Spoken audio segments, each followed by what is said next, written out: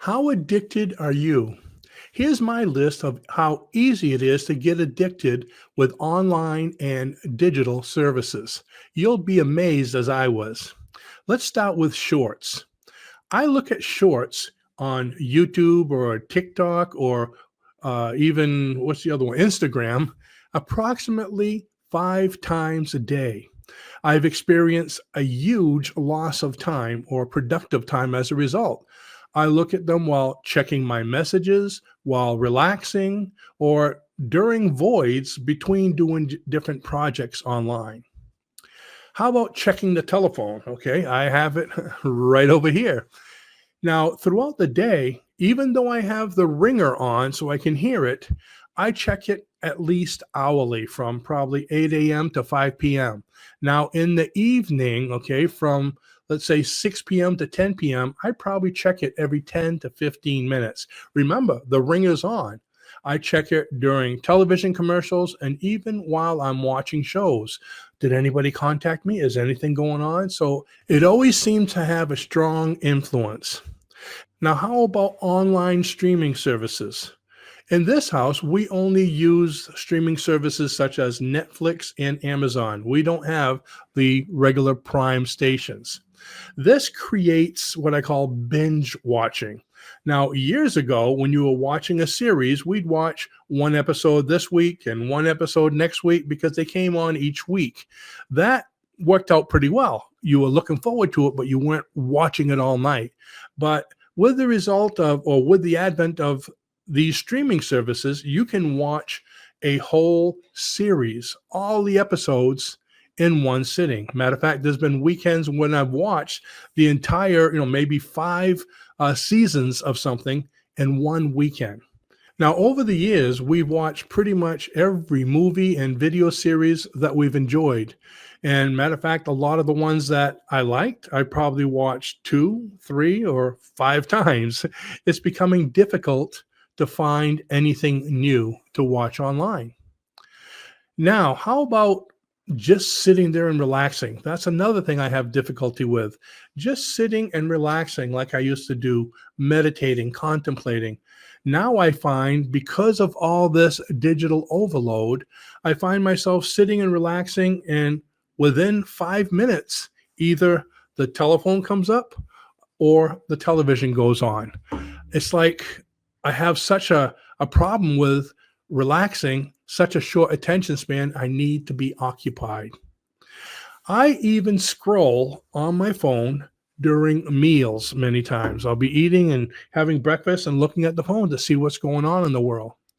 Now, one of my favorite things to do at night before I go to bed is to have Raluca scroll through her phone. She goes through X and different podcasts and things and keeps me updated on what's going on in the world.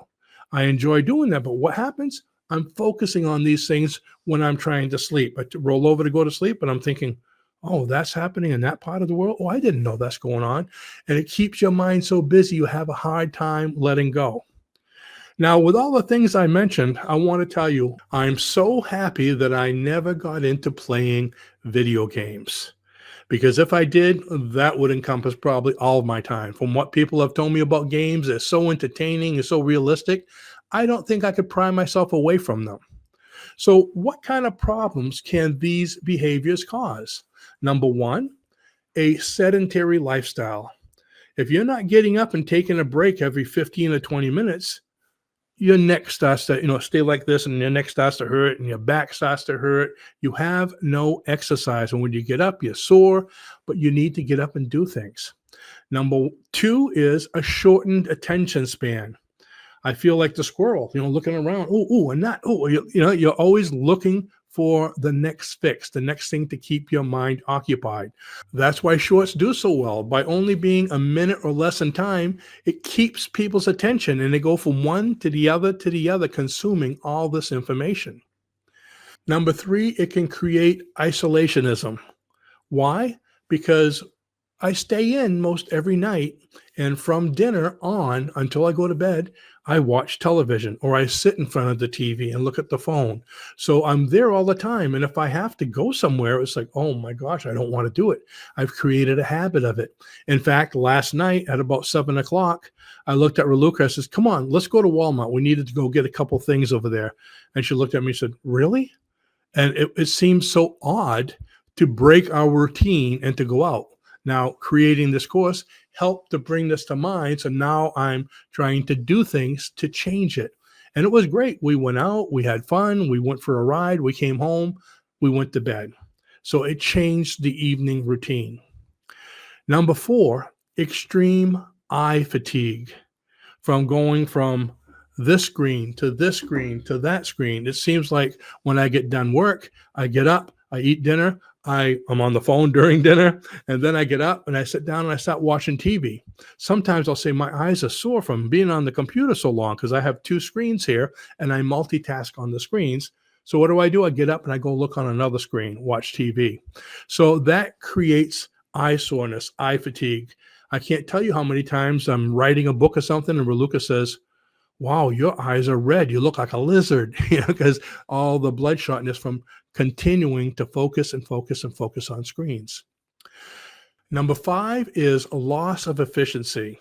Let's say right now we're creating a course. I'm creating, let's say this course that I want to talk about in a little while, digital balance and wellness course. So here I am working on it, putting in all these issues and all these things that can help you. And then I stop and I look at my phone and, oh, wow, look what's going on in Washington, D.C. And I go down and, oh, wow, this guy found a really cool hack for working with a skill saw. Oh, I like, I do a lot of building things. Oh, look at this, look at that. And oops, I wasted so much time. Now I got to come back to this. Oh, what was I talking about? Where was I with the digital balance and wellness? What number was I on? You see what I mean? You lose the efficiency and you have to bring yourself back. You got to get in that frame of mind once again. It takes time to get that productive trend of thought back again. And number six, with a lot of people, this even causes major problems in relationships. Now, luckily, I've found a way to be able to handle that. Watch. Raluca, where are you? Oh, there she is. So this is how I deal with it. I can speak to her right on the computer screen. So thank you, Raluca. Now, how about you? What overindulgences do you find yourself doing with digital or social media? Think about it. I mentioned quite a few of them here, and there's an awful lot more that I'll show you where you can find that in a moment. But what have you had problems with? Or what have you experienced? Let us know in the comments below, not only for your benefit, but to help others so they can see that they're not alone.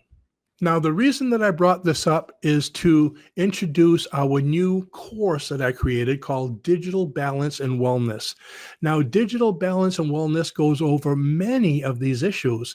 And in creating this course, this is where I found all the issues that I had with digital overload. This course is going to cover things from insomnia due to digital overload and addictions and anxiety and the isolationism and shortened attention span and social comparisons, work-life imbalances, overstimulation, aggression, loneliness, misinformation, mental fatigue, social disconnection. There's so many different issues that it has that it will cover. And also we created a new hypnosis script manual, which is called Digital Detox, Releasing the Grip.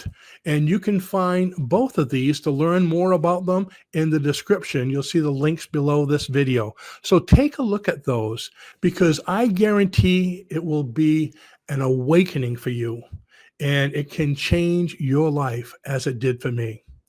Thanks for watching, and I'll see you in the next video. Bye-bye now.